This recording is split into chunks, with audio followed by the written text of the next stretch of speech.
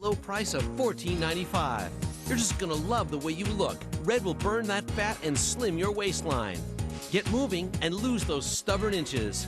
Lose up to 4 inches off your midsection in 2 weeks. That's the Red Promise. So what would you rather do? This or this?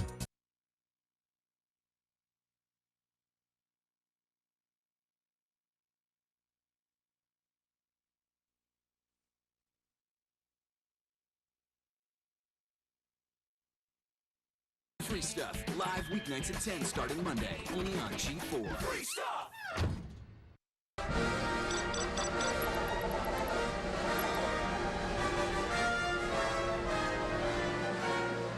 This fully armed and operational convention center is the location of the Star Wars 30th anniversary. Its security systems are designed to repel a large-scale fan assault. Listen, sorry to interrupt, but those graphics look like total ass, dude. I mean, did you render them with an Amiga? Ah, Kevin Pereira. Your mission is simple: to co-host the live coverage of the Star Wars Celebration 4 with Olivia Munn. I'm sorry, I was just polishing my bra. What up? That's not really appropriate battle attire. Okay, well, it's either this or the cinnamon bun hair braid, so what do you want? I'm not complaining, buddy. Very well. Yeah, I think you missed a You little. get that? Yeah, let me get that. Zach Selwyn. Uh-huh. Zach, your mission is very important. Yeah. Zach.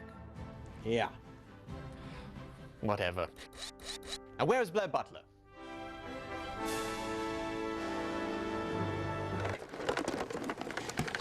Hi. I think I'm at the wrong meeting. I'm evil. Oh, my bad. Oh, please, Lord, I'm stuck to the chair. And last but not least, Will O'Neill. Your role is to play Lando Calrissian in this scene. Why does the black man always have to play Lando? Can't you at least typecast me as Mace Windu so I can get a lightsaber? What? You didn't get a lightsaber? No. Hell, I'm playing Han Solo, and even I got a lightsaber. Oh, me too. Wow. That's really pretty. Even I got a lightsaber, even though it's totally wrong. Just saying. Forget about it. Just start the show. We're doomed.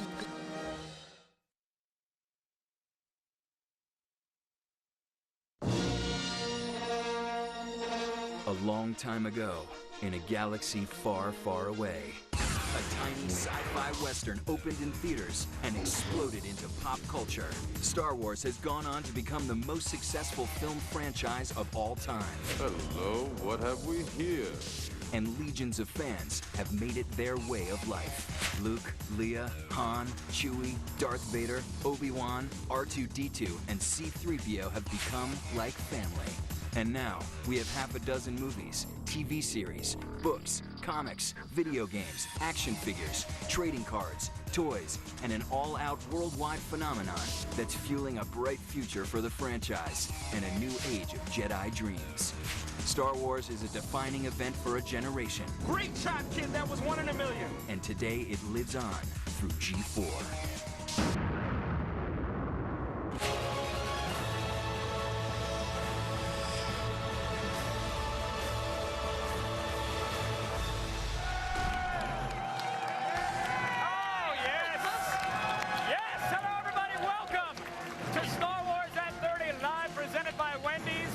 I'm Kevin Pereira. And I'm Olivia Munn. It is Friday, May 25th, and we are coming to you live from the Los Angeles Convention Center. The entire Star Wars universe has converged on this one building for their biggest party ever. Star Wars has turned 30. Come on. That's right. Happy birthday. And for the next 2 hours, we're going to bring you all the big announcements, celebrity interviews, and inside info on where Star Wars is headed for the next 30. That's right. Tonight, we have the live TV exclusive here on the show floor, but this is what it looked like just a few moments ago. That was the line from my autograph session. No, it was not. This is where fans lined up to get inside with great anticipation of what is ahead. And today we're opening the door on the future of Star Wars. We're going to reveal some secrets when we talk to George Lucas's right-hand man, producer Rick McCallum. And we have the cast too. Tonight, we exclusively talk live with C-3PO Anthony Daniels. We'll have him and a ton of big-name surprise Star Wars guests. You are not going to want to miss it. Now, throughout the show, Olivia is going to be challenging all of the Jedi Masters at home with some trivia. But you're also going to challenge the censors. I heard a rumor about you and a scantily clad slave Leia bikini. It's true. It is the least I could do for all you fans out there. I thought I was going to get to wear it. But actually, Carrie Fisher found out that you were going to be donning it, and she had some words of advice for you. Well, since it is metal, don't lay down flat because people can look all the way to Florida. I would just keep up this way. It does not adhere to the body, so there's all sorts of access, unless you don't mind. All the way to Florida? How did she know my looks like a Florida? I hope it's not a dangling landmass. It is. It all looks right, just right like now, that. let's head down to the floor and let's get into the action. We have a whole team of people covering everything. So let's start with G-Force comic book expert Blair Butler in the middle of all that madness. Thanks, Kevin and Olivia. I am roaming the floor to get the scoop on all things Star Wars, and so is my dear friend, Mr. Will O'Neill. What's going on, Blair? Will O'Neill here. I'm going to bring all the latest breaking Star Wars news. So I'm going to hang out with some cool droids. Oh, yeah, and don't forget, Jedi Amy Allen is in the house. What's up, Amy? Thanks, Will. Well, I'm back over here at the autograph area to give you guys a behind-the-scenes look. But now, back to Kevin and Olivia. All right, thanks, guys. Now we have absolutely everything covered right here. We're in the middle of the biggest Star Wars party ever held, even bigger than the kegger I had in my apartment last year. Your apartment's very small. Actually, if you listen carefully, Mun, you can hear, I think it's Ewoks singing off in the distance. Is that? Oh, hey! Yub nub. Eat. Chub. Oh, come on! Star Wars fans, you know they know the song, too. All right, everyone. Let eat, chub, yub, nub. It's not going to happen. We'll try it later in the show. Let's take a look at why we're here and today and what this huge event is all about. May 25th, 1977, a day that changed the world as we know it with the launch of one of the most successful film franchises of all time, Star Wars. I didn't expect to even make any money. I expected to have to work really hard to get the other two finished. This movie opened in like 30 theaters, 32 maybe. We didn't have a poster. There was no poster. My whole life was changed by the opportunities that came to me through the success of Star Wars. George Lucas's space opera lit up imaginations across the globe, sparking a frenzy that has lasted 3 decades and shows no signs of slowing down anytime soon. It's a surprise, I must say. You know, it's turned into a part of the culture. 30 years to the day since the first opening crawl hit the silver screen, Star Wars Celebration 4 takes over the Los Angeles Convention Center for what will surely be the biggest Star Wars event in history. Thousands from all across the globe have flown in to meet the actors, to see the props, to buy the collectibles, and to discover clues about the next generation of the franchise, the Star Wars animated TV series. You know, it is an animated version of the movies. It focuses on the Clone Wars between episodes 2 and episode 3. It's kind of exciting because we're bound by the convention of the Skywalkers the way we were before. Not like anything on television. When they see the animated series, it'll only whet their appetite for the live-action series. It's George's vision, and he truly is a visual man in a profound way. With a Star Wars laser tag range, Jedi Academy, and countless other events, Celebration 4 has everything to keep even the most rabid fan satisfied. I mean, I hope they have a lot of fun. As I say, Star Wars is alive and well, and it's getting better and better. Remember, the Force will be with you, always. Yes! Star Wars is epic for sure, and there has never been a celebration like this for any film in the history of cinema. All right, so let's go back down to the show floor. We have our Rebel Alliance team down there. Here's Blair Butler reporting from inside the trenches. Thanks, guys. I am here on the floor with Scott from Sideshow Collectibles. Scott, you have an exclusive here that is unveiled for the first time ever. Absolutely, Blair. This is the first time we've ever shown this in public. This is our 1/4 scale premium format speeder bike and scalp. This piece is going up for pre-order now on SideshowCollectibles.com. It's going to be retailing for $800, and it's just a mixed media piece. There's metal, there's polystone, there's resin, there's cloth. There's even a little bit of articulation. It's a beautiful piece, but it's going to go quick, so they should get on their website now. Very cool. Now, there's actually another exclusive here that's even more expensive and more exclusive. Absolutely. We have this is the first time we're going to be doing a bronze piece for Star Wars. It's our bronze Darth Vader. Okay. We'll only be doing 50 of these. Only 50? Only 50. And we're starting at $4,000 a piece, and the last 10 will be $5,000 a piece. And we've already sold a few. Right. So let that be a lesson to you. Price is no object when you're a hardcore Star Wars fan. Back to you guys. Thanks, Blair. Appreciate it. And we'll continue to check in with her throughout the show for any breaking news or announcements. Now, when we talk about the Star Wars universe, the Battle of Endor, it still looms large. It was one of the most bitter military defeats in the history of the galaxy. I mean, when the Ewoks and the Rebels defeated the high-tech superpower that was supposed to be the Empire. That's right. And the Empire is still reeling from the embarrassment. As a way of coping with defeat, they've turned to making documentaries. I love documentaries, by the way. Good. Here's how the Empire is coming to terms with what went wrong. The approved Imperial History Network presents The Battle of Endor Revisited, Part 1. You know, the galaxy'd be a whole lot better if we got that second Death Star operational. Nothing says peace and security like a giant metal sphere of death. And we were brought down by what? A gang of punk kids and teddy bears.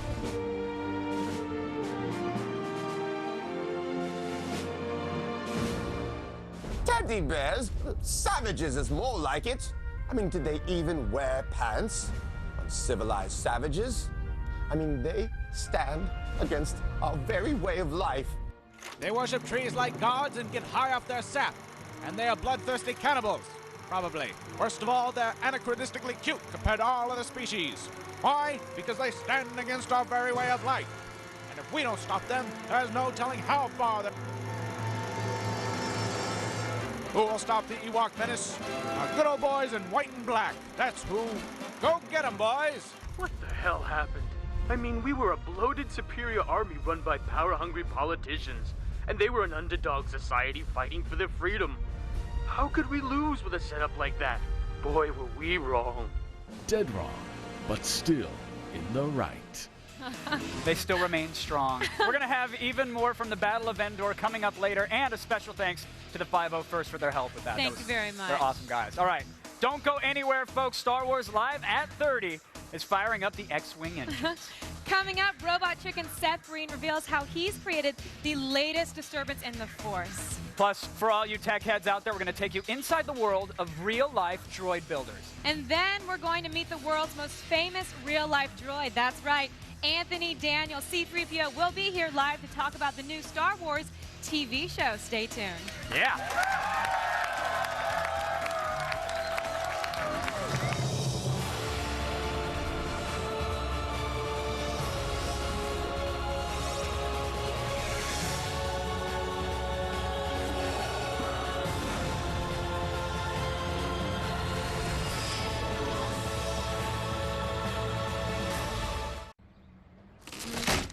The way things are made these days, it's just plain wrong. I disagree. Did you taste your sandwich?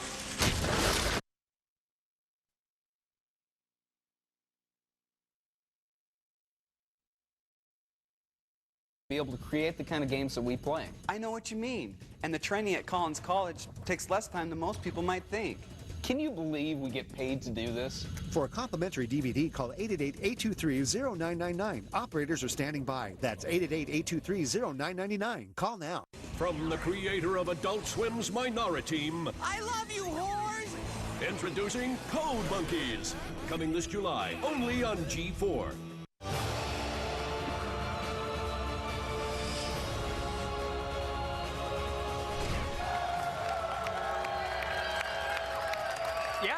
Yeah, they're excited. That's nice, yeah. Welcome back to Star Wars at 30 Live, presented by Wendy's. We are here at the 30th anniversary of a film that has turned into a worldwide phenomenon. Yeah, it's a classic story. You got the good versus the evil, where mythological heroes battle forces of darkness for the fate of the galaxy. There's a little bit on the line in these. And Just today, that simple story lives on through the fans, of course, who are all out here. And, well, who knew Darth Vader had a soft side?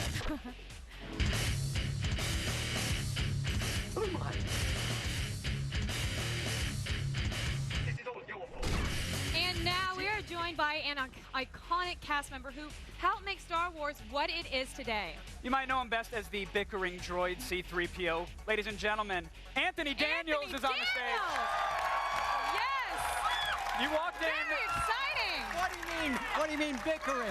Come on, man. No, he doesn't bicker. The robot was even agitated with you.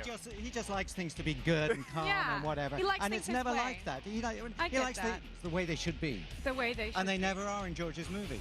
Well, Anthony, I gotta ask you, this is obviously not your first, convention or your first celebration. There's a lot of things that go on here, and I'm sure things happen at the same time every year, but is there anything you're looking forward to this year? Well, I think the big thing is that it is the 30th year. Right. There are people. There's somebody here whose birthday it is today, so he's 30 like me. I'm a little older than 30. But the thing I get more and more is all the fans coming together and being part of a great big family. Sure. And all talking to each other and having a great time. It seems to grow every year. You think it might go the other way, but it's getting huge. Now, I have to ask, rumored to be in the animated series, can you confirm or deny that? Yeah, rumored is definitely true. I stand in a studio in London and I talk to them in San Francisco, and I make them get up real early because there's an 8-hour time difference. But they're very, very good cartoons. We have a lot of fun making them. Do you want to spoil a little bit of it? Tell us where the storyline's headed? Give us some lines? 3PO takes over the entire planet. As he should. No, that's a big secret. Listen, I put the title of one of them on my website, AnthonyDaniels.com. I put it in my diary, and they said, "Oh no, you have to take the name off." Even the name. Is George Lucas reading your blog? Is that what's happening here? George Lucas is It's his everywhere. homepage. It's his homepage. Now, Anthony, I know that you were on full costume during the movie, and there's a lot of challenges in that in itself. Were there any other challenges when you're shooting Star Wars besides being in that outfit? We have guys. Come on, that's not challenging enough. We have guys dressed like this; they can't even sit down. Yeah, I couldn't say. Originally, they gave me a kind of leaning board that I could fall back on. It didn't really work. The main challenge was saying the words, trying to make sense of them. And I know you've had 30 years of it, but could you say a couple words? The voice is just so good, Anthony. Well, of course, my favorite line is either "We're doomed" or which he says with such panache. I love it. Or the great moment for 3PO was telling Han Solo in the Ewok village when Han is hung over a lot of flames, and he's given 3PO a hard time all through that movie. Always does. And suddenly 3PO gets his own back by saying, "It appears, Captain Solo, that you are to be the main course at a banquet given in my honor." Come on, everybody! Anthony Daniels, thank you so much for joining us, Mr. Daniels. It's a pleasure, and congrats on everything, man. Awesome. Pleasure. And now we're about to feature another huge figure in the Star Wars universe. Yeah, Irvin Kushner, he directed, arguably some would say, I'm going to say it, the best Star Wars film ever, The Empire Strikes Back. We recently caught up with him to hear what he has to say about what made that Empire so great. Echo Station 5-7, we're on our way. Any Star Wars fan will tell you that Empire is the best. That got him! And they will also tell you that director Irvin Kershner is the reason why. The script was exciting, and I kept pushing it to be more character-driven, darker, more story that you can believe. We don't know if it's the past or the future. We don't know where the hell it's taking place. It's a fairy tale, and I love the idea of doing a fairy tale. That's impossible! So it must have been overwhelming to know that the Lucas franchise was in his hands. Keep moving the camera. He said, if the second one works, I'll continue making them. If it doesn't work, it's over. And I think you can make a better picture than I could or other people could. He knew how to hit below the belt. Flattery. You want me to stay because of the way you feel about me? Yes! Kershner faced the monumental task of expanding some characters and bringing life to new ones. The hardest thing, and the thing that gave me nightmares, was Yoda. This was a living thing. It was not a puppet. If you felt at any time it was a puppet, the whole believability left you. Do or do not. There is no try. And of course, Darth Vader. You had to have the antagonist. And Darth Vader was a wonderful conception of George's. The Black Knight with that crazy voice, with the breathing and all. And I never wanted to show what was under the helmet. But there was one scene where he's sitting in his chair and the helmet comes down and you see the head for a fraction of a second. You want to see more, and that was the whole idea. And what was it like to direct the biggest secret in the history of film? Darth Vader had no idea that he was the father when we shot the scene. No one knew it. Well, there was so much noise on the set that we didn't really record Darth Vader. I analyzed the lines that I wanted, and I gave him hand movements. We will rule the universe together. He has foreseen this. There's very few films where the director, after all these years, is still known.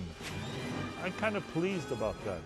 I realize I've given a lot of pleasure to people. It is your destiny. George has built a monument with Star Wars, and I guess what I did was paint a few colors on it. And here's some trivia. Irvin Kushner is the only man ever to direct a Star Wars film and a James Bond film. Never say never again. We want to thank him for spending some time with us. All right, right now, though, there's a ton going on here. We need a team of people to cover it, obviously.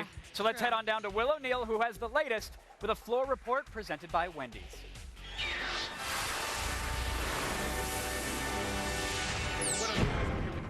Adventure Sports. What's going on here today? Well, we got rebel insurrection going on. We got stormtroopers. We got a bunch of rebel guys coming and attacking stormtroopers using the Adventure Sports equipment. These guys are just having a great time, Will. It's a lot of fun.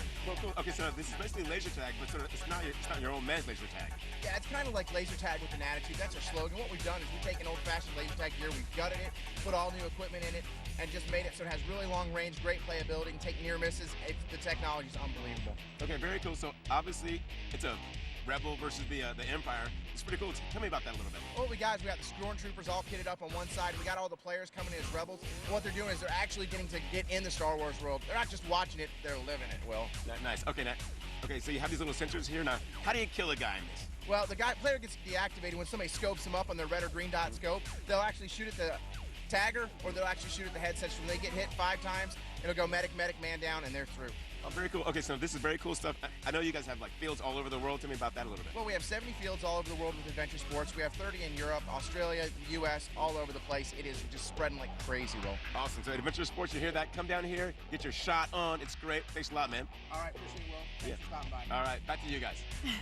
All right, thanks, Will. We're going to have even more live floor reports coming up as the news happens. But now let's hear from you at home with our video viewer mail. Oh, yes, here's our good friend Josh. Josh. Hey guys, this is Josh from Arizona, and in your opinion, who is the most badass character from Star Wars? Original trilogy or whatever? That's a good question, or whatever. I'm going to go with Darth Maul, or whatever. Darth Maul, probably. Darth Maul's right. He's nodding in approval, by the way. Well, he's got the double-bladed... Did you see the teeth? Look at the... Yeah, oh, he's got the sharpened teeth and full-on makeup. That just makes him cool. Everybody likes to say Vader, but he turned into a total wuss at the end of the series. I'm sorry. Like, oh, let me save my kid. Pansy. But right now, we need to take a short break. I'm sorry, I have to. But before we go, Olivia, you've got a little bit more trivia. I do have a little bit more trivia. Now, did you guys know that at one point in the scripting process, the Force was actually both a large crystal and then galactic holy grail? Before Lucas decided to make it an invisible energy field. It is true, Kevin. Do you hear that? Broke my heart. Now, you guys stay with us. We will be right back. Yeah. Still ahead on Star Wars at 30 Live. Mouths will be watering when we show you the world's largest Star Wars collection. You're not going to believe it. And we'll have a triple Fett on stage. All 3 Boba Fetts will be here live. They'll do their job well. And later, we tiptoe past the guards for an inside look at Industrial Light and Magic. We'll show you the behind-the-scenes secrets of how Yoda became animated. Much to learn. You still have. Star Wars at 30 Live. We'll be right back, only here on G4. Star Wars at 30 Live is presented by Wendy's new Vanilla Frosty Float. Wendy's, that's right.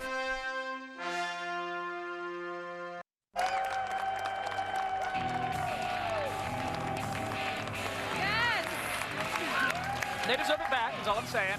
Hey, folks, we are live here at the Los Angeles Convention Center for G4 Star Wars at 30 Live. It is the biggest intergalactic party ever held, and of course, we're bringing them all the latest live from Los Angeles. But R2 may be in your neighborhood right now as we speak. That's right, because the U.S. Postal Service has recently turned a bunch of mailboxes all across the country into our favorite droid. But remember, the cost of postage may be higher when mailing to an ice planet like Hoth or something. Keep that in mind. 41 cents now, but for there it's got to be. You got to get those anytime stamps. That's right. They will appreciate, so that's a viewer tip.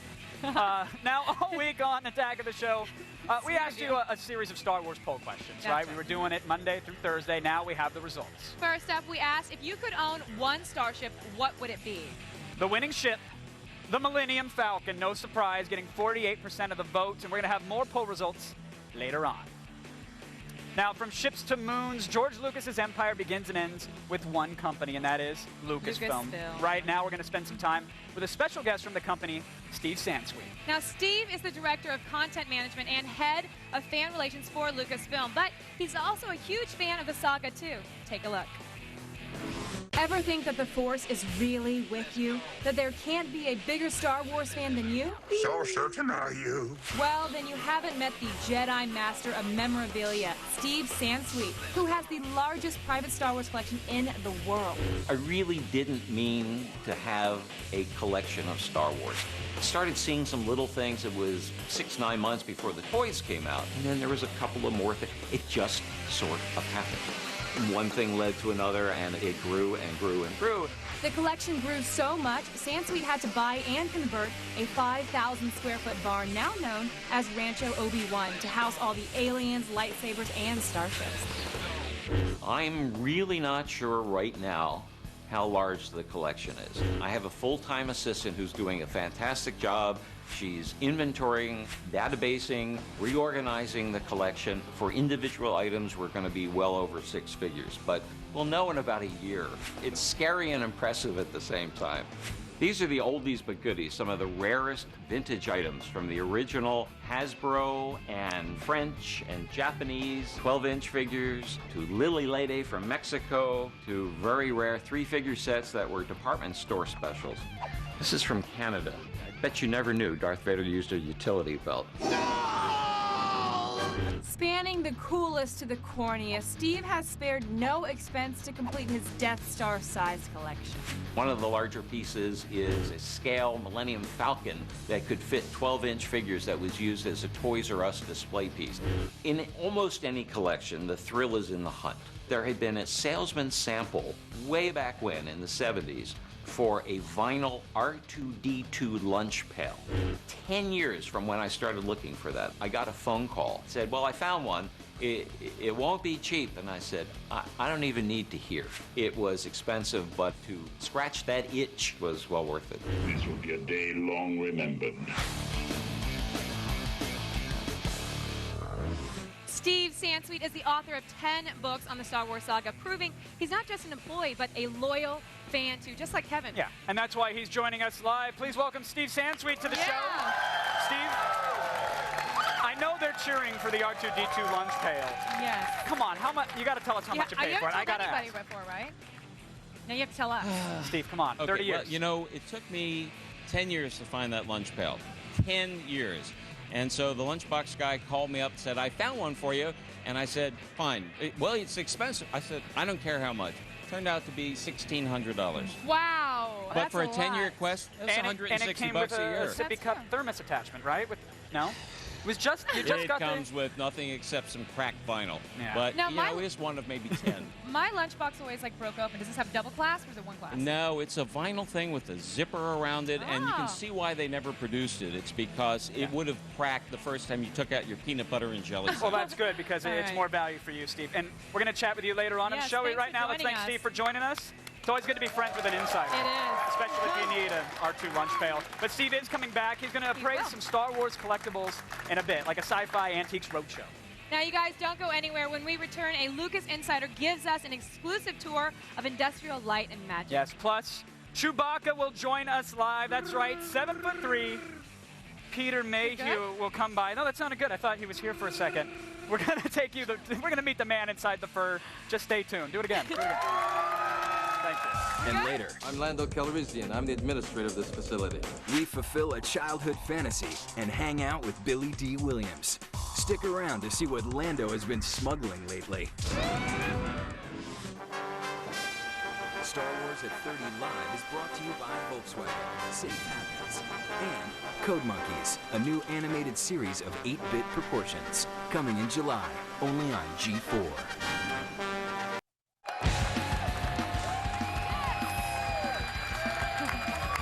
Welcome back to Star Wars at 30 Live, presented by Wendy's. All right, it's time to turn to the special effects, really. $5 million of the $8 million Star Wars budget was actually spent on special effects done by Lucas's new company, Industrial Light and Magic. In fact, the shot where the escape pod leaves Leia's ship was actually the first ever that ILM did. So wow. Very cool. Now, 30 years later, the company's an industry giant, though. That's right. Now, Rob Coleman leads the ILM animation team, and recently we went inside his world to get a behind-the-scenes look at the secretive Industrial Light and Magic. Here is a G4 exclusive.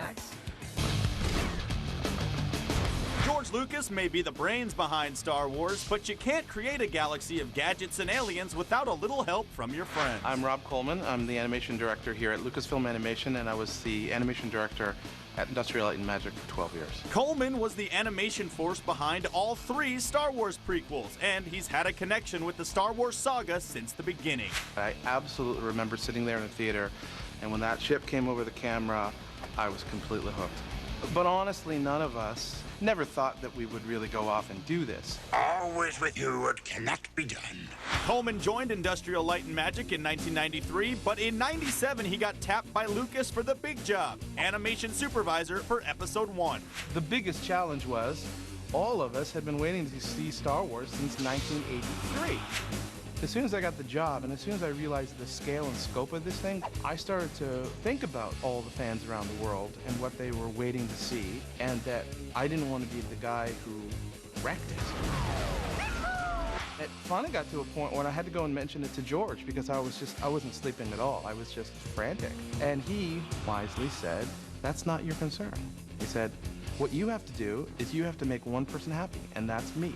And I'll worry about the world because it's my franchise and it's my thing." And I was like, "You're right, it is." This is where the fun begins. The big technical challenge, which is more of an artistic challenge for me on Attack of the Clones, was the Yoda fight. I got the script, and I remember reading, in a fight that defies description, Yoda and Count Dooku battle, and I'm like, but I have to put in the defies description part. This is just the beginning. Well, no one had ever seen Yoda run and leap and jump and fight. We'd see him as Frank Oz's wonderfully puppeteered little guy, but we hadn't seen him do, backflips and stuff. I spent a lot of time with Nick Gillard, the stunt coordinator. I figured, well, if Nick is teaching Ewan and Liam and Hayden and the guys to fight, that it was actually Yoda who taught them how to fight, so that he would have a style similar to theirs. Coleman and crew pulled off the impossible, and now they're busy working on the next entries in the Star Wars saga. There's an animated television series, which I can't really tell you about, but what I can tell you is that it is Star Wars related, and that George is very involved in it on a day-to-day basis, and it's looking amazing. Begun. The Clone War has. Nice. Yeah. Damn's graphics are purty. Yeah. Thanks, Rob. Yeah, now, listen, our exclusive live coverage of all the events that you care about is just getting started this summer, and that is going to include, of course, E3, where they preview the future of video games. This year's E3 is more exclusive than ever, with its doors completely closed to the public, but of course, G4 will be there as E3's official broadcast sponsor. We'll take you inside the hottest unveilings at this exclusive week-long event. Yeah, don't sweat it. You won't miss a thing. We're going to take you to the industry's most exclusive live presentations. We'll check out all the brand new products, and we'll tell you what you need really to save for, what cool gaming gadgets, and just start picking up your pennies. We'll let you know where they go. Now, last year, you got the latest and coolest consoles, but now you'll see the unveiling of the hottest and biggest titles in gaming history. That's right, E307 Live. It's all coming this July right here only on G4. Check out g4tv.com/E3 for more info.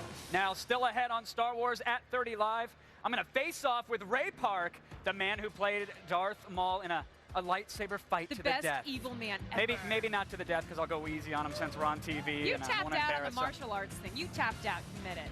Plus, I'll slip into the Slave Leia costume and hunt down the rest. Thank you. Yeah. The rest of the cosplayers here to see who has the best costume. But then I'll slip on the Slave Leia costume. No, you won't. Actually, no, I won't. That's just sad. Up next, we'll talk exclusively with Billy D. Williams. That's ahead on Star Wars at 30 Live, only on G4. Yeah.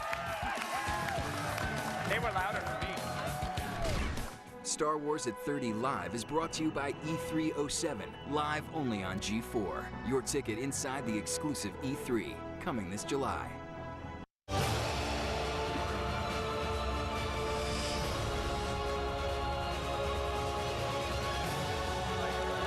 back to Star Wars at 30 Live, presented by Wendy's. We're here celebrating the birth of Star Wars 30 years ago tonight. Hard to believe it was shown on only 32 screens, I know. and by November it became the all-time box office champ.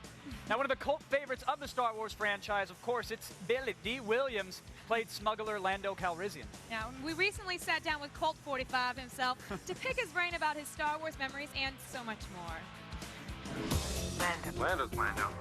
Lando. I'm Lando Calrissian. Hey, it's Zach Selwyn here at one of LA's finest restaurants, Pani Vino, with my man Billy D. Williams, the suavest man in space. They call him the Suave Father, a.k.a. Lando Calrissian. Nice to meet you, my friend. Oh, nice to meet you. Thank you. Red group, gold group, all fighters follow me. I love Lando. I tried to create a character that transcended race.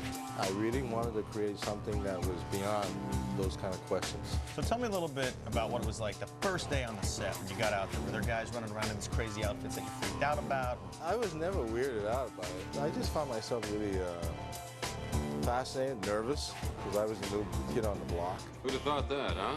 Do you think Lando should have been a little bit more featured in, the film? Definitely. Perhaps you think you're being treated unfairly? I was looking for him to really save the day in a much bigger way. Here goes nothing. Well, Return of the Jedi was probably one of the most interesting experiences I've ever had, because there was a lot of sexuality in that movie.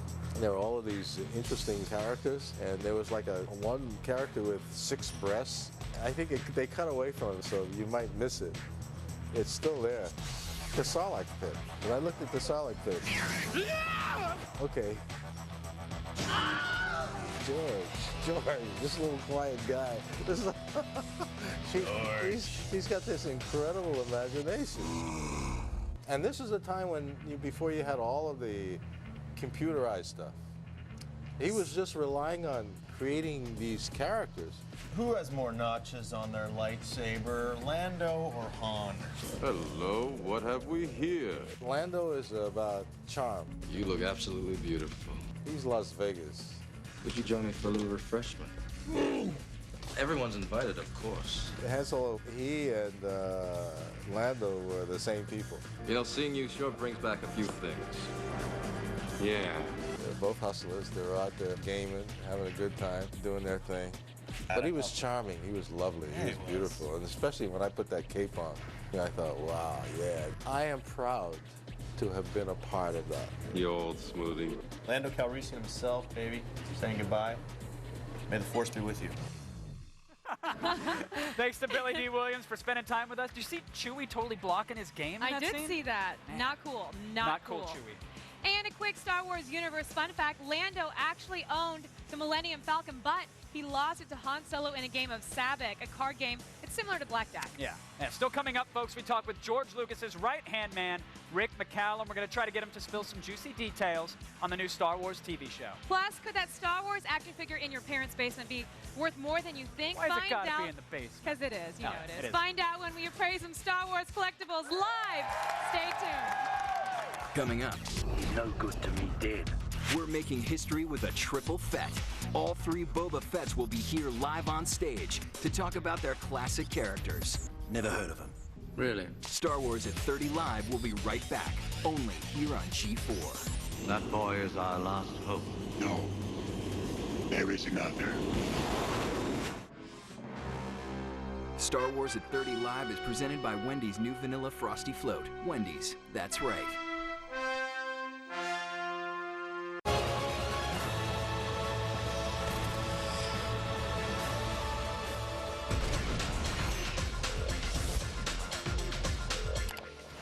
Worst day manager ever. It is useless to resist. You are mine, fool. This is so easy. I am a failure. Hey! I believe in you. Chad, we believe in you. I believe in you, Chad.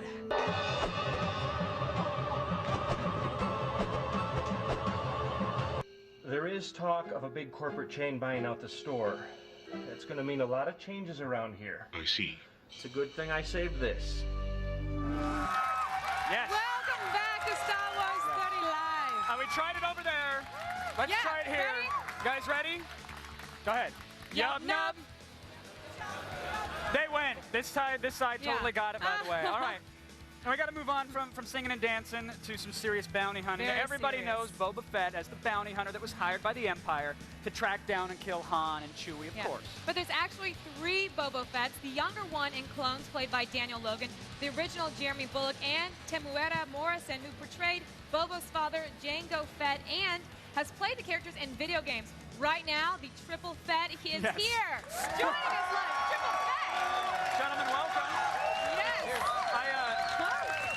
It could be like a bounty hunting boy band, the Triple Fett. Have you thought about taking it on the road to barbershops? or- Well, we're just about to start. Okay. We're going to start rehearsing today. Now you've suggested it. I think it will be a terrific idea. That's a great idea. We'll call it the Fets. Oh. The Fets are in the house, yeah. It does sound like a lounge act. I mean, it does. I mean, let me tell you, it's such an iconic character. Yeah. One that really wasn't even supposed to be when it first came out. I mean, what was it like? The movie comes out, it becomes an immediate fan favorite. Got to bring him back for more. Was that expected at all?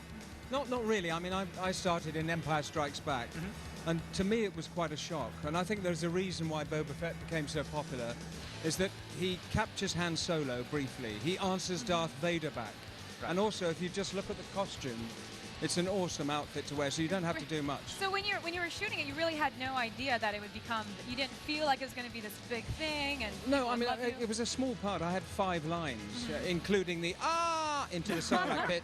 And, but it was terrific to play. It was a great part to play. You could experiment a bit. But little did I know when it came out that it was going to be a huge popular. Now, Daniel, when you were tapped to play the role, I mean, did you have any idea? Were you familiar with the character at all?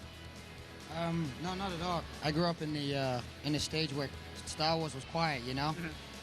Plus New Zealand, we get movies like 3 years after everybody else, so You get to see the weird Bollywood version before you even get the real exactly, thing, right? Yeah. You know, we get like the savage version, as I like to tell Americans. But yeah, so I wasn't really a big Star Wars fan, and then I did Star Wars, and I did the role, and I started coming out doing conventions. And it's not only until I started doing my signature and coming to conventions that I became a Star Wars fan. And Now you're very lucky because Temuera, he knows you from New Zealand, and they needed an extra one. He was the one who brought you on, so you owe him a lot of thanks. But I want to ask you, I want to get this straight because you've done a lot. You've played Boba Fett in video games, Jango Fett in the movies, and you're actually the face of not only the characters, but every Stormtrooper and Clone Trooper. How did you become tied to, like, I had to read this whole list. How did that happen? I don't know. It just gets confusing after a while, but we were all listening to George at the time, and I was just blessed, but here, I brought you a present. Oh, nice. That's me without the helmet on. See, now this is a headshot, Tam. That's me with my headshot. So I brought Mine looks like I went to like the Sears portrait studio and posed. Because you did. That you've was got your choice. blasters. Your choice to pose like that, by the way. I'm not quite sure, but this guy's supposed to be my son too, but something went wrong at the factory.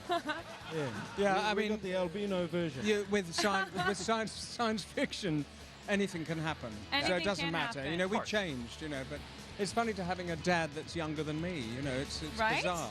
You look good for your age. Well, Thank you very listen, much. I want to wish you guys the best on your Yes, American thank you. tour, Thank and you very much. the choreography looks fantastic. I saw you guys practicing. right. The Triple Fets, ladies and gentlemen. Thank you. Let's hear it for them. Jeremy, Daniel, and Tem. Thank you guys very much. Thank for coming you. on. Thanks for the awesome guys. headshot too. I That was know. sweet. I want one. Now, C-3PO and R2-D2, they're of course entrenched in Star Wars lore, and in the film, they demonstrated how machines can actually be beneficial, you know, compared to the danger of the dark side and the Death Star. And right now, we're going inside the life of some modern-day droid builders who geek out on building Star Wars robots.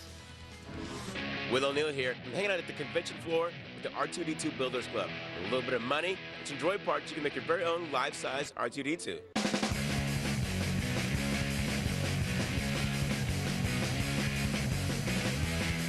So I'm here with Ben Lewitt from the R2-D2 Builders Club. So tell me a little bit about the club. This is a club that was started by a fellow named Dave Everett in Australia, and our purpose is to build R2-D2s. R2-D2. We have members of the club that will have a particular part made. So the domes, there's one of the members that has these domes spun. Salvage yard motors, power seat slides out of an old Chevy, you know.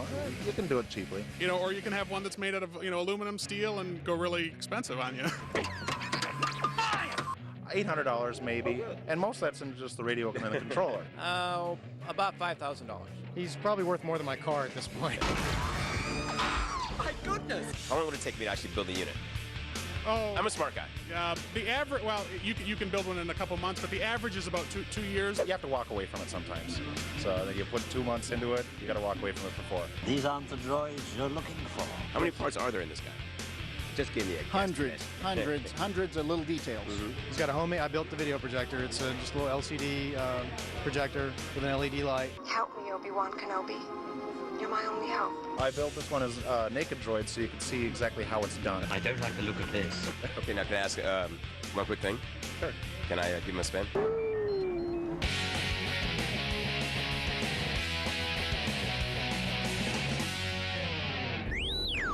Now, still ahead, Seth Green reveals secrets about his Robot Chicken episode. Plus, Ray Park is going to show us what it took to play Darth Maul live right here. And surprise Star Wars guests. There's so much more. Stay tuned. Yes. Star Wars at 30 Live is also brought to you by Volkswagen. Safe happens.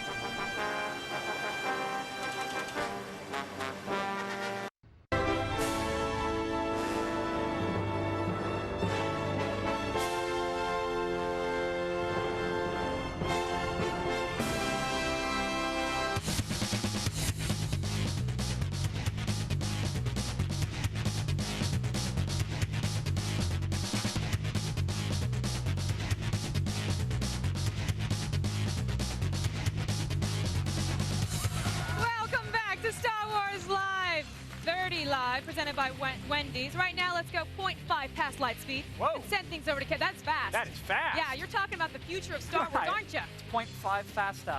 Now, for the past 30 years, Star Wars has been intensely compelling, to say the least. It's been filled with stories borrowed from diverse traditions like Greek mythology and American Westerns, even the Bible, even vaudeville, all to compel us to explore some of the biggest questions of our time. And right now, we're going to go in depth with the experts on Star Wars, past, present, and future.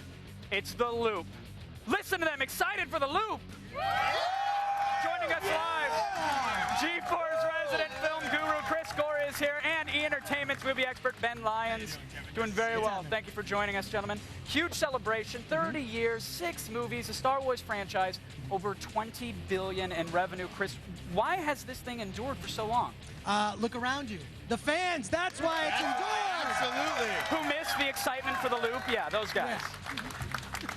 Ben, I mean, can there ever be another Star Wars? Did it just happen to hit at the right time? Absolutely not. It definitely hit at the right time. And it was the first of the big franchises. Right. You wouldn't have Spider-Man and Pirates and all the movies coming out this summer if it wasn't for Star Wars. So in 30 years, people aren't going to gather for the Green Ogre like this? No, I don't think so. I don't think you see the Shrek costumes coming out like they are today. All right, now what do Star Wars fans have to look forward to, Chris? Because I've heard rumors of an animated TV series, some new video games coming out. What about like right now? Is there anything immediately they should go nuts for? There's a lot of great stuff. There's the Clone Wars animated series. There's the 3D IMAX. They're redoing all 6 Star Wars films as 3D IMAX movies, which is going to be amazing. And then also, they're relaunching StarWars.com as kind of a YouTube for Star Wars. So fans can actually upload their fan films, and they can actually use assets like music and video to make their own stuff, right? Yeah, exactly. And also the fans here should be excited because this weekend they're going to show exclusive clips from the animated series. I found out from one of my sources. Very cool thing that's going on this weekend. I just want to see more movies. I want to see 7, 8, 9. I'm waiting for that. That's what I want to see. You know, the new live-action CVs, the series, the animated series, all the stuff going on,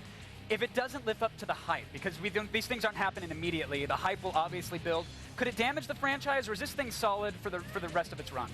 I think they really have to come out with some more Star Wars movies. More movies? We were promised in 1980, Lucas said there are going to be 3 trilogies, 9 films. I'd like to see episode 7, 8, 9, see where the series goes from there. If they could survive Jar Jar Binks, this franchise can get through anything, I think so. Yeah, the characters are that great. And to see the 3 Boba Fett's up here, I mean, I geeked out triple for that. Fett, you like that? Was pretty cool. All right, final word, Chris. Are there going to be new Star Wars movies, yes or no?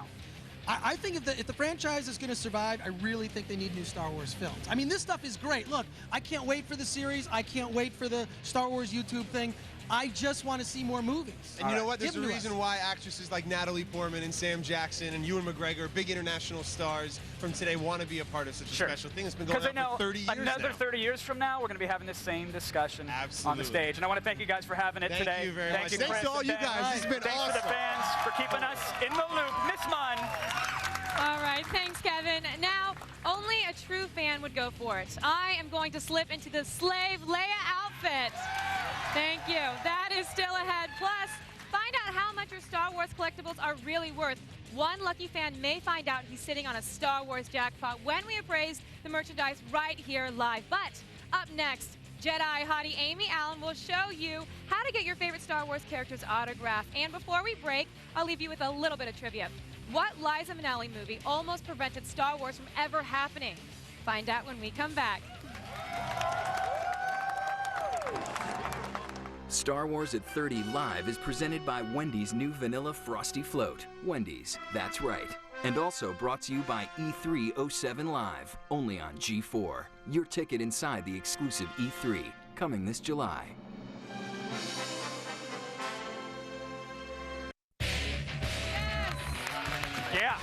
Yeah, I like that. You like that? That was Hello, Jimmy. Save it for the Slave Leia. Welcome back to Star Wars at 30, presented by Wendy's. I am Olivia Munn. And I'm Kevin Pereira. We're coming to you live from the Los Angeles Convention Center, getting the inside info on where the Star Wars franchise is headed. That's right. Now, before the break, we asked you if you knew what Liza Minnelli movie almost killed Star Wars. Well, it was Fox's big-budgeted Lucky Lady. Oh, I knew that. The film bombed at the box office, and as a result, Fox imposed a hold on all future spending on Star Wars to pinch pennies. But Fox executive Alan Ladd Jr. persuaded the studio to finally issue a green light, and, well, the rest is history. Yeah, hope somebody got a bonus. Right now, we're going to head down to the show floor to get some autographs with our very special correspondent, Miss Amy Allen. Now, you guys, Amy was a production assistant at ILM during Attack of the Clones and was selected in-house to portray the character Isla Secura in the film. So let's then send things over to the Star Wars actress herself, Amy Allen, for some FaceTime presented by Volkswagen. Hey guys, Amy Allen here. You might not recognize me without my lightsaber or blue skin, but I played Jedi Knight Ayla Secura in Star Wars Episodes 2 and 3. Today I'm going to give you a little bit of an insight what it's like to be here at Celebration 4. Who are you here specifically to meet today?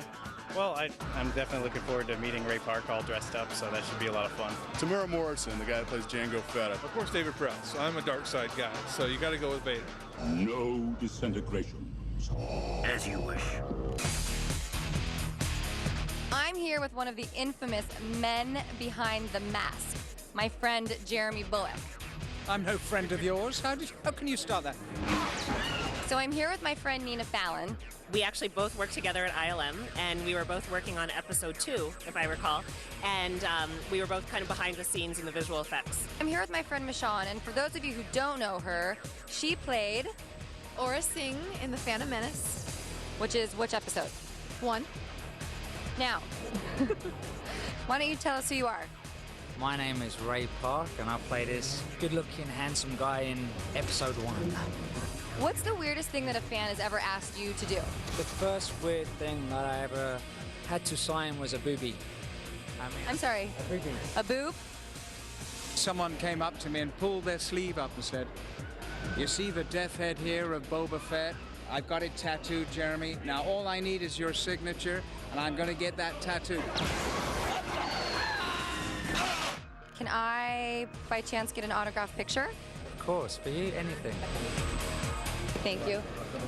You're welcome. Well, I think I got what I needed, guys, so I'm set for the rest of the weekend. Nice. Thank you very much for that, Amy. And Amy's character in Clones was a last-minute addition to the Episode 2 script. The character was originally created for a licensed Star Wars comic book by Dark Horse Comics and was added to the film after Lucas saw a cover illustration of her character. All right, folks. Now, this July, Comic-Con hits up San Diego once again. It's the event's 38th anniversary. Yeah, there's comic books. And G4, of course, is going to be there to cover it all. We will break down all of the hottest Comic-Con action. We'll have 2 days filled to the brim with in-depth comic news, behind-the-scenes interviews with directors and stars from latest comic-based and sci-fi films and TV shows, and I didn't say that. Oh.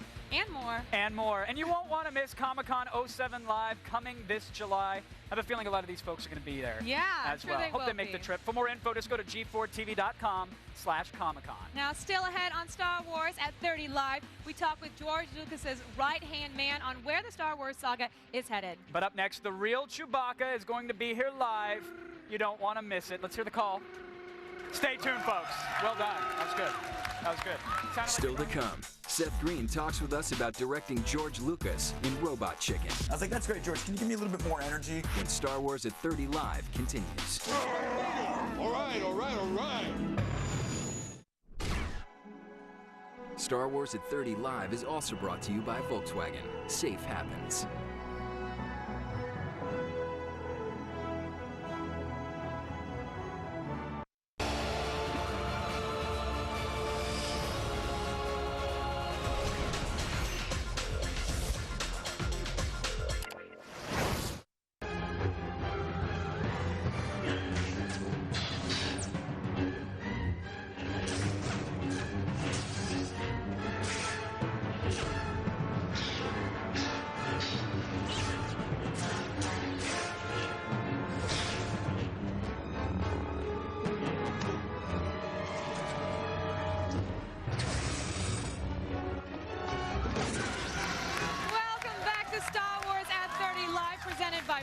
I love the energy here, and what's great is that instead of cheering, sometimes you hear simultaneous Chewbacca moans from the crowd. You hear that somewhere?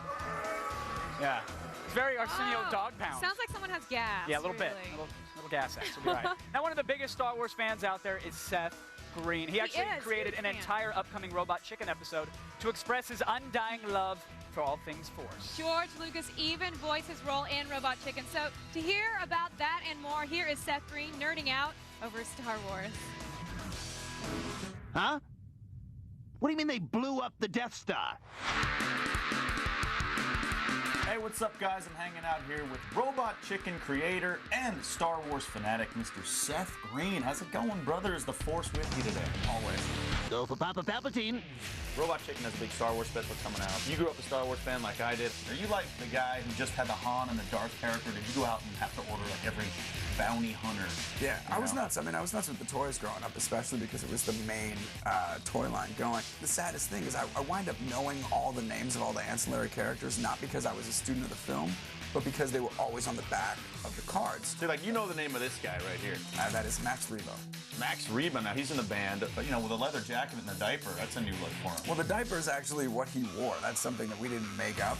Like the astronaut that drove cross country so she didn't have to take breaks wore diapers. This guy just do back-to-back shows for weeks and weeks. 7-hour set. I'll just go in the diaper. Now, as a true Star Wars fan, you know, everyone's dream is to go to Skywalker Ranch. Have you been there? Yeah. The first time I went there was a few years ago. They had a premiere of Episode 1. That was crazy. That was the first time I got to go there, and I just exploited the hell out of it. I asked everybody for everything. They're like, don't go here, you're not allowed. I'm like, can I just go in there? They're like, all right. Did you get to go into that sacred room where they store all the original props from the movie? I've been in the archives a couple times, actually. One of the coolest things I got to do was I toured Lucas himself through the archives. So we walked through all this stuff, and I asked him questions about filmmaking and different props and different history of projects and things like that. Don't touch anything. I understand in the new Robot Chicken Star Wars special, you got a whole bunch of guest voices. We did, yeah. Malcolm McDowell's in the special, Ahmed Best. And George Lucas, too, I believe, right? George Lucas, So Lucas is on board for the special. It's kind of bizarre. What the hell is an aluminum falcon? I got to direct him in a voiceover session. I was like, that's great, George. Can you give me a little bit more energy? Yeah. And like you're hopping down the hallway, like you're uncomfortable, but holding on. So you've got to be moving and tightly holding on, but give me like a vocalization, like a, something bigger like that. And he's like, and I'm like, it's got to be. I need it. Come on, dude. I need it up there. You want the impossible. Now you're going to go to C4 Celebration 4 to celebrate the 30 years, right? We're going to do panels on 2 days. We're going to have a bunch of stuff on display. We'll be talking. We'll be showing really cool stuff. Dude, a pleasure. Thanks, man. Now get your 7'2" asthmatic ass back here, or I'm going to tell everyone what a whiny bitch you were about Padamame or Panda Bear or whatever the hell her name is. I love Robot Chicken. It's so good. Seth Green obviously was strong in the Force. He got George Lucas to do his own voice, but how do you do that? What about the folks at home is the question. Earlier in the week on Attack of the Show, we asked you which Force power would you rely on the most? And the resounding winner is Mind Control with 52%. That's twisted. That is twisted. Now, you guys, we are coming right back. Do not go anywhere. Yeah. Coming up, Olivia strips down for Star Wars. Her gold slave Leia bikini moment is just ahead. Come on, we gotta get out of here.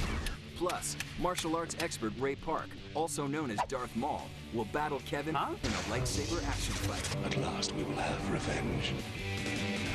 And more stars and special guests stop by with the scoop on the future of the most enduring movie franchise of all time. It's all coming up on Star Wars at 30. This will be a day long remembered.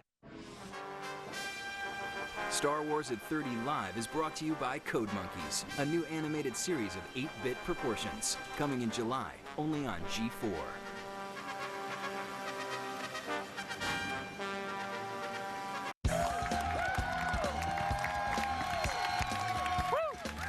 Welcome back, everybody. It has been nuts here today. It's been amazing. Absolutely awesome. nuts. And meeting all the characters are crazy, but there was one character in the Star Wars franchise who didn't have the Force. Didn't really need it, man. He relied on brute strength instead, and it was, of course, Chewbacca, ladies and gentlemen. He's one of the most infamous and lovable of all Star Wars characters. Now, in casting the part, George Lucas, he needed a hulking, athletic man who could easily adapt into playing a Wookiee, whatever that means. Well, that means Peter Mayhew was that man. He played the role of Chewie in 4 Star Wars films and in the illustrious Star Wars Holiday Special. Let us welcome to the show Peter Mayhew at Star Wars at 30 Live. Now, Peter. Real quick, because you know, all actors dream of that moment that they're discovered, maybe in a Starbucks or something like that. Did it feel at all backhand? It was like, you're perfect. I want you to wear a furry costume. Because you didn't audition for it. You were discovered. Well, the recommendations went around, and my interview was probably 15 minutes, talking to George about the character. The characters were up on the wall. There was Vader at one end, Chewie at the other end, and I decided Chewie was the better character. And George walked in, I stood up, and that was it. And that was it. That was it. Because you're 7'2". 7'2". Yeah, a lot of man. Let the man and blue eyes, which helped. So, and George went. He had his associate producer with him. He said, "That's the man I want," and that was it. But in that moment, even after the filming, did you really think 30 years later you would be here talking about this such a beloved character? Nope, not at all. We figured that if it lasted 5 years, maybe, you know, the average film lasts 5 years.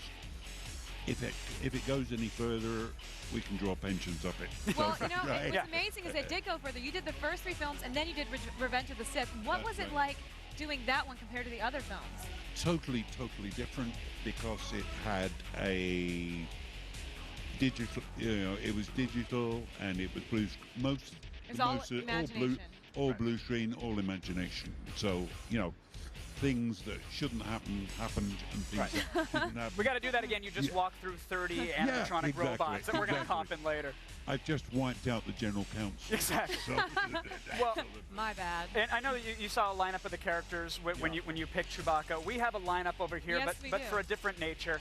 There's the Chewbacca, the Wookiee lull, if you will, and we have some folks lined up that are going to try to compete to see who's got the best Chewbacca. Sir, your name? I'm Ryan Glitch. Ryan, let's hear it. Wow. That was actually pretty good, right? That was pretty good. A bit of there was a bit cowardly lion in there though, but okay, all right, fair enough. Your name, ma'am? Fernanda. Fernanda. Can we please hear your Chewbacca? Okay. Anybody? Okay. All right. A little bit emergency siren, but we like it. You, sir? Cable. Caper? Cable. Cable. I'm sorry. Can we hear your Chewbacca, please?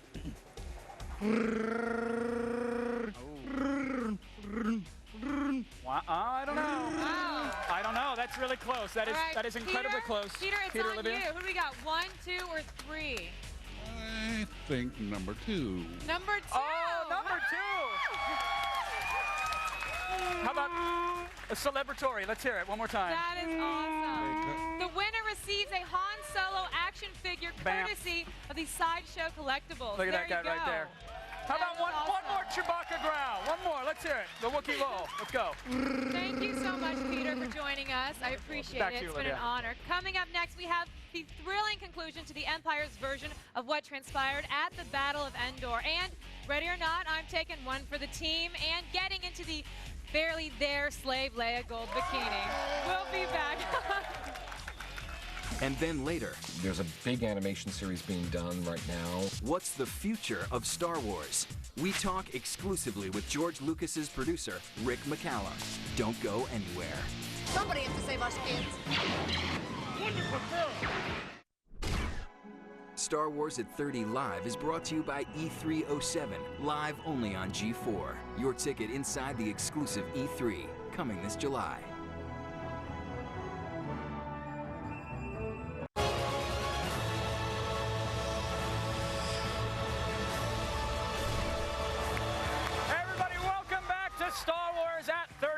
Presented by Wendy's. Of course, we're here at the Los Angeles Convention Center where the entire Star Wars galaxy has gathered under one roof. Now, in Return of the Jedi, Princess Leia is captured while freeing Han Solo from Carbonite and becomes a slave girl to Jabba the Hutt. You guys familiar with the scene? I think the fellas are. She was chained and forced to wear a gold, scantily clad bikini, and to prove her loyalty and devotion to Star Wars, our very own Olivia Munn has, I'm being told, voluntarily agreed to wear the slave girl bikini for all of us to enjoy. I know you want to see it. I'm not going to delay anymore. Take it away, Miss Olivia.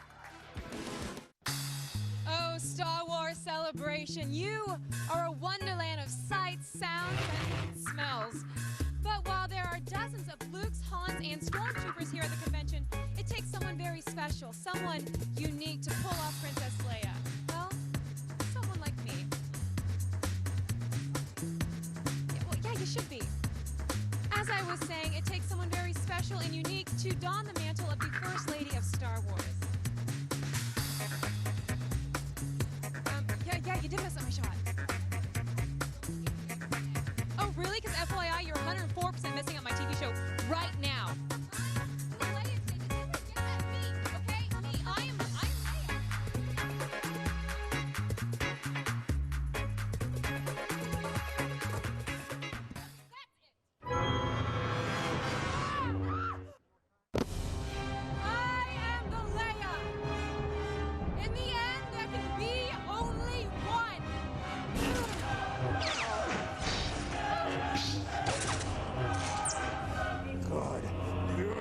Release your anger.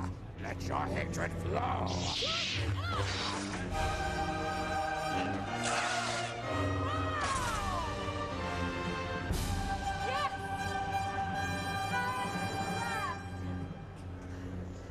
You even killed the youngling. Yeah, well, they should have ducked. Olivia? They need you back on set. What? And they need you in regular clothes. Oh. And I think the police are looking for you. Oh, sorry. Okay. All right. Yeah, it's okay. It's okay to enjoy it. Thank you for that. It wasn't very comfortable, FYI. Just so you know, actually, the Jabba slave girls are expected to dance and give Jabba whatever pleasures he desires. So if you run into the 500-pound Jabba cosplayer out there that I saw walking around, I'll get my little thing on? Yeah, you got to stay in character for it. All right, I will. Well worn, by the way, with that bikini. Thank you. I appreciate it. Thank you very much. Now, opinions may be mixed on the most recent batch of Star Wars films, but almost everyone would agree that Darth Maul, the Sith assassin, was pretty damn awesome. Yeah, Darth Maul is played by martial arts expert and stuntman Ray Park. Just take a quick look at him in action here.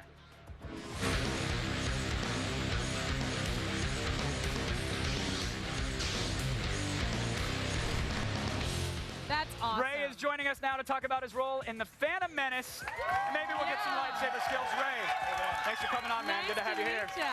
Now, I have to say, you were probably everyone's favorite character in the movie. Did you know that was going to come up? How did it feel to be part of such a big movie? For me, initially it was such an achievement as a martial artist to actually do some kung fu moves in a big movie. It was a dream come true for me. I got into martial arts to get into film. But now the after effect of playing Darth Maul and coming to the convention and being here at Celebration 4 is unbelievable. I mean, really, the fans truly make it. It's and unbelievable. it is. But Ray, you've got insane skills. I mean, you're doing these capoeira-like jumps and flips, and then at the end you totally get sliced in half by a move you should have seen coming a mile away. I know. I was really upset about that. I mean, I at least have my head cut off. Right? Or arms, you know. Well, you gotta watch you shed a tear while your legs are falling beside you. Wait, what martial arts are you actually trained in? I study in Shaolin Kung Fu and Modern me Wushu. too. You do? No, not at all. Watch it. Olivia's UFC all the way. She's got a great ground and pound. Yeah. She'll take you down. Yeah, see, I'm a big sissy. I'm all for show and do all the flash moves and then run. Capoeira? Yeah. Choreographed dance fighting, and that's it, as long as you don't mess up the hair. Boom, boom, ching, Yeah, and so then are go. we going to see any pop locking with sabers in any upcoming series, or no? Is that?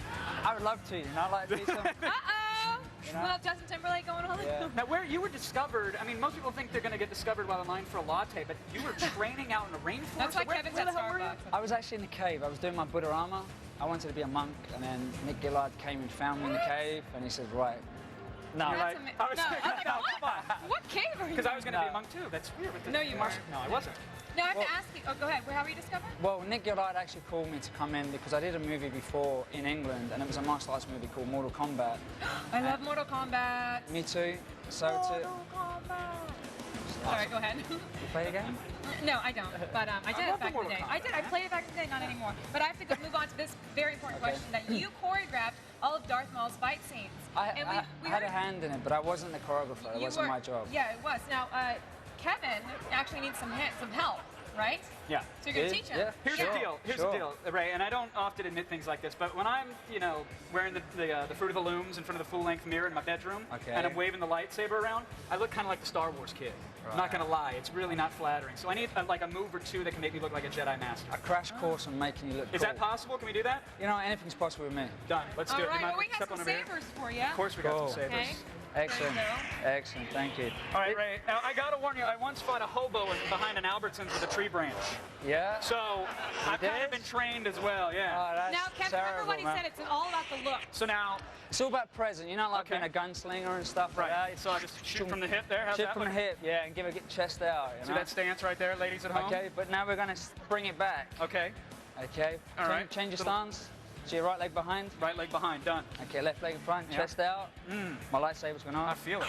That's all right, it happens to a lot of guys. And then you're going to pull it back, and you're going to look forward. Oh. And you're going to look there, like that. That's the pose, okay? I feel pretty badass right now, I'm not going to lie. Yeah! Yeah, see? Thank you. Yeah, cool. Okay. All right, you're going to stand up So again. now, when do I poke my eye out? Not yet. Okay, In a good. minute, okay? Now you're going to do this. We're going to go side by side. Okay. Okay, hold it in your right hand. Oh, no, Big sorry. booty I've got it in my- guy. I've got it both. Yeah, have it in your right hand. Okay. Left-handed or right-handed? I'm right-handed. Okay. Well, Right. ambidextrous thanks to the internet. Okay, a little bit distance. Okay. Okay. All right, what you're going to do, you're going to point it. You're going to turn it inside. Okay, do it again. Yeah, you're going this to bring is it failing inside. miserably. No, it's okay. You're doing good. All right. Inside, like this. Oh, yeah. Oh, Okay, see, I'm don't gonna pop say you. mama. Try again. Ray, don't steal my thunder here. Watch it. You gotta get the turn. There you go. And that's it. Good. Yeah. There you go. Oh, I could do that. Deep. There you Now, go. what if I add a deep knee bend? You know, can do that. like a Belgian dip? We're not doing Taibo, okay? Okay, fine, All right? fair enough. Now with this, now you're going to do the same thing, but Okay. you're going to step back with your right leg. So you're going to inside, step back, and then you're going to do the look. Oh my! I don't know if I can. Yeah. I don't think I. Easy. All right, very quickly. Okay, we'll do it All together. right, so yeah, we're here. Yeah. Okay. I'm gonna swipe your tricep again. So I'm gonna step Okay. back. Here we go. Okay, inside. Yep. Bring it up. Yep. Step back with your right leg. Draw it back like a bow and arrow, and then. Oh, what is up? Television land. There Ray, you go. you rock, man. Thanks for Cool, coming man. on. You're welcome, Appreciate it. man. You're welcome. Great park, ladies and gentlemen. Olivia, take it away. I am trying to. All right, it is now time again to look at the fallout the Empire had to endure when it lost the Battle of Endor. This is the final chapter in the tragic tale for the Empire. Take a look at the horrors they faced that they had to live with. The approved Imperial History Network presents The Battle of Endor Revisited, Part 3. I will admit that the defeat at Endor was a crushing blow to morale. A few pansy-ass citizens couldn't deal with the fact that their great army lost to a bunch of throw rugs.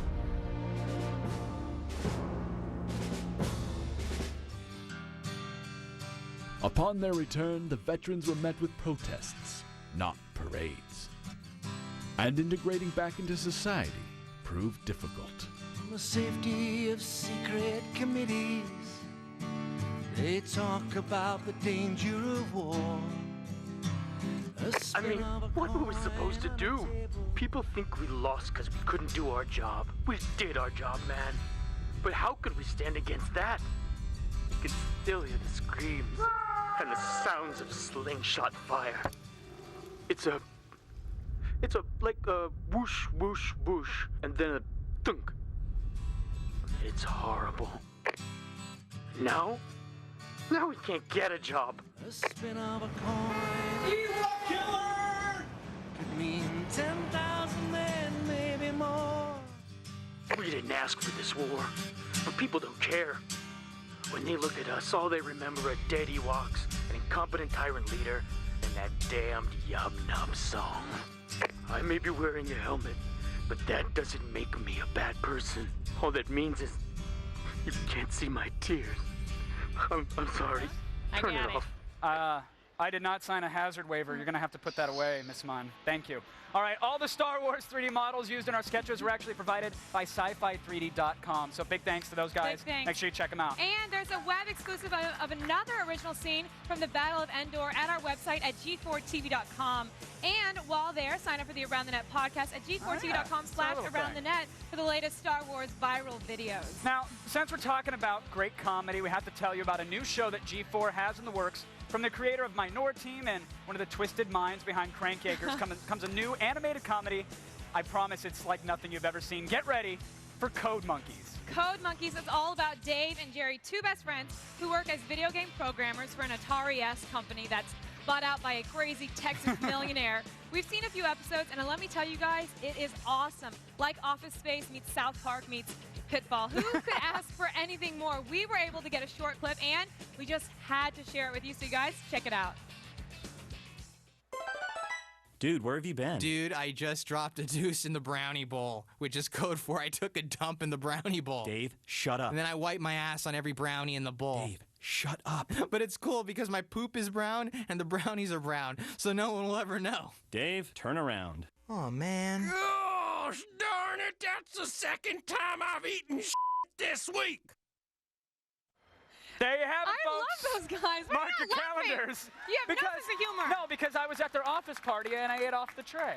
Oh, that's not good. Grab Code Monkeys is coming this July. Go to g4tv.com/Code Monkeys for even more info. Still ahead, we're appraising your Star Wars collection, and you might be surprised on how rich you may be. Just leave it disengaged. We're going to have some final words on the future of Star Wars. Stay with us. More coming back after this.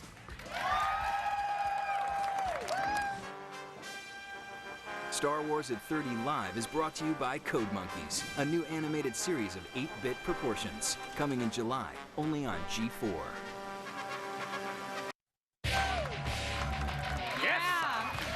The force is strong with these guys. It is.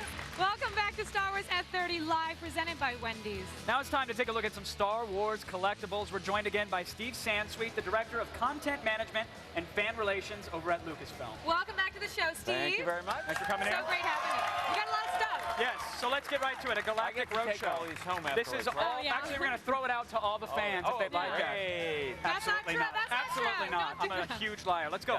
First up, a Celebration 4 exclusive Commander Green mini bust. Well, that looks old. I really no, it's brand new, but it's exclusive here, and you know, I'd say since it's probably sold out already, this will be going for at least $100 very quickly. Really? And maybe I mean, a lot more. only 2,500 made, so Right. a couple years down the road could go for what? You know, those things can go anywhere, but if it's a really hot one, maybe $300, but we're talking a few years from now. Very cool. Okay, now we're going on to the next one. Now it's a rare Revenge of the Jedi cardboard placard for the Imperial Commander. Yeah, this is an action figure It was made card. before the movie's name was changed. Right. This is an action figure card that was never pasted, so it never had a figure on it or a bubble. So it's mint. There's no It is in-box. It's just mint. It is, and in fact, it's Huh. braided mint. And so I was selling these years ago for $5 a piece. Wow. This is probably worth today about $350 to $500. Wow. So that'll do it. That's If you got a couple of those lying around. Yeah, I wish.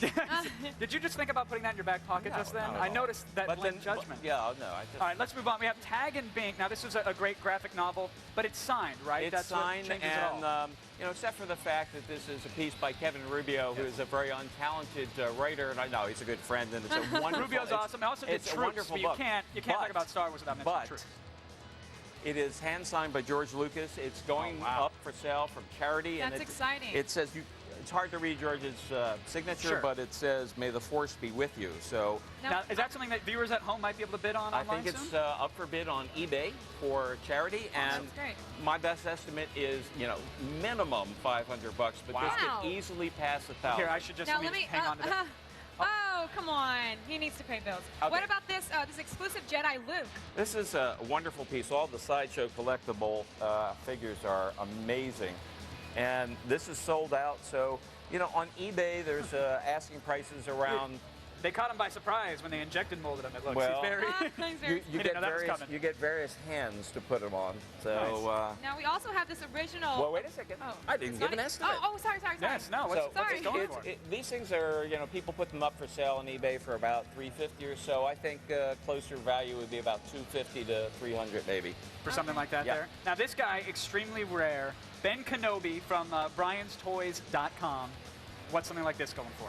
Well, this is a very particular Ben Kenobi. There were several prototypes that had double telescoping lightsabers. So the key point about this Is that like a Kung Fu grip? or Yeah, what's it's that? very similar. Okay. Except a Kung Fu grip might cost you $50. Right. This might cost you anywhere from $15,000 on up. What? Wow.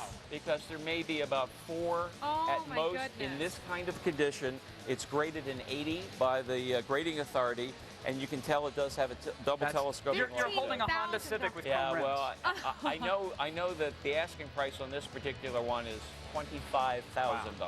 And do you think they'll get that? Do you think someone's going to cough it up? Not me today.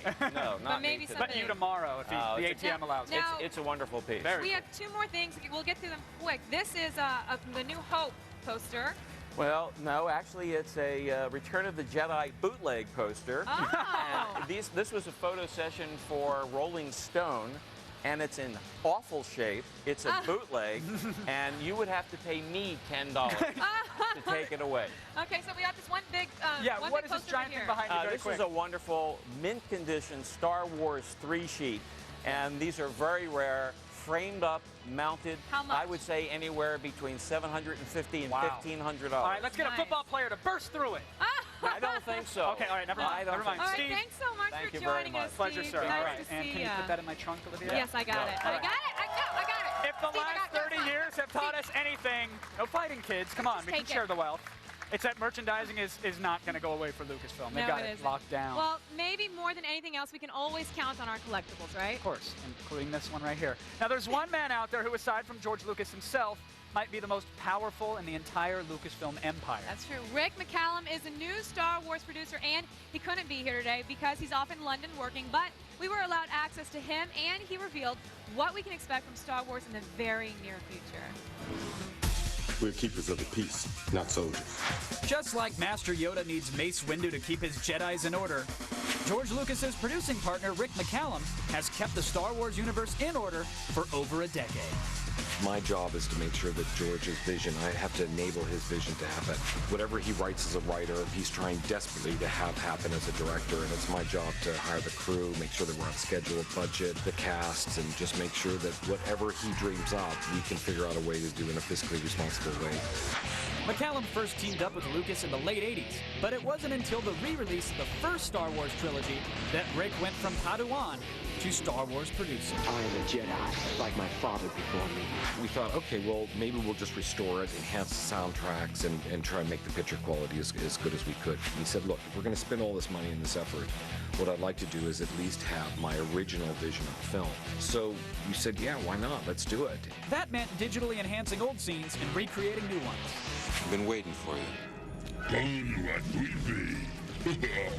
With the stellar success of the re-released films, McCallum worked with Lucas on the new trilogy, helping bring about its best moments and its most controversial. You hear that?